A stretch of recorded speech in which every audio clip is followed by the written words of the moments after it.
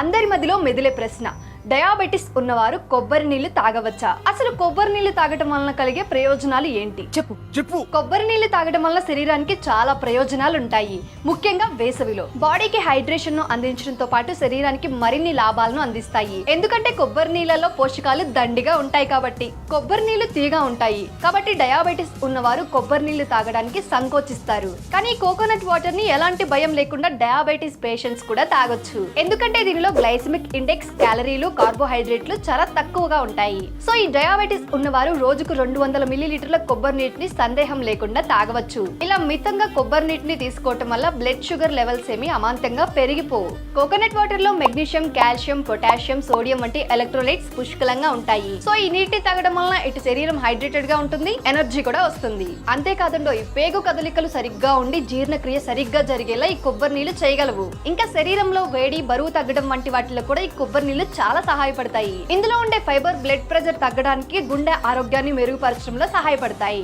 అంతేకాదు దీనిలో ఉండే యాంటీ ఆక్సిడెంట్లు రోగనిరోధక శక్తిని మెరుగుపరచడంలో సహాయపడతాయి. సో అర్థమైంది కదా, వేసవి రానే వచ్చింది. అందరూ కొబ్బరి నీళ్లను తాగండి, మీ బాడీని డీహైడ్రేట్ అవ్వకుండా కాపాడుకోండి. వ్యవసాయానికి సంబంధించిన సమాచారాన్ని తెలుసుకోవడానికి బాస్వాలా యాప్ ని డౌన్లోడ్ చేసుకోండి.